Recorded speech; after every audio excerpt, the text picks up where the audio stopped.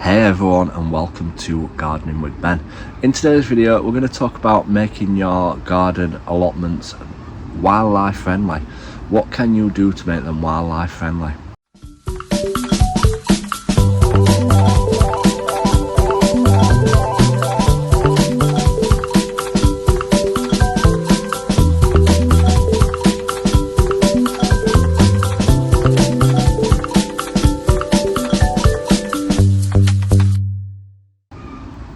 Well, down here on the allotment, obviously I have my bird feeders, which I'm feeding the birds all through the winter months. I don't tend to feed them through the summer months and stuff like that because there's lots of berries and everything growing down here, so they have plenty of food to keep them going.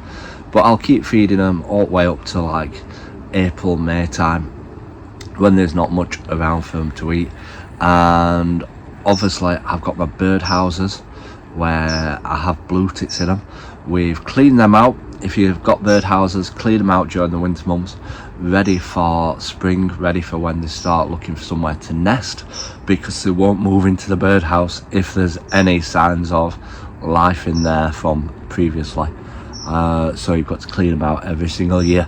And since I've started doing that, we have been getting blue tits in my bird houses every year, which has been absolutely fantastic. They've been laying their eggs and the little blue tits have been fledging from it. It's been absolutely fantastic to see the parents just flying in and out all the time, in and out, and bringing little bugs back for them to eat and everything like that. It's absolutely brilliant to see.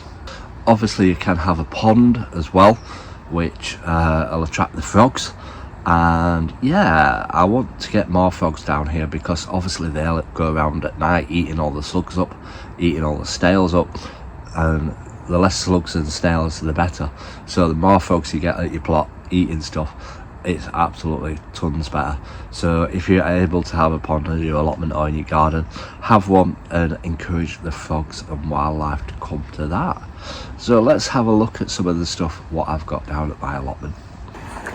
So these are my two bird houses. We had birds in both of them last year. They absolutely loved them.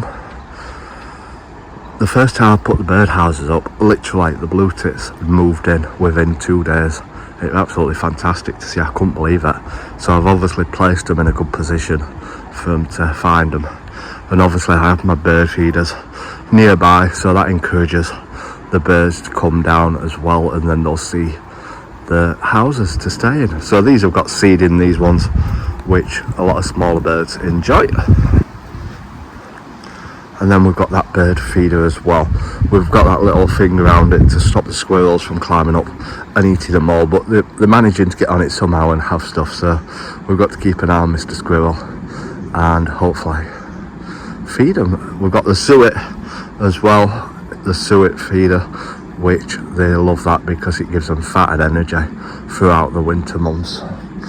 And we've also got a wildlife camera up as well to hopefully capture any wildlife that we do see coming down here on the allotment, which will be amazing to see.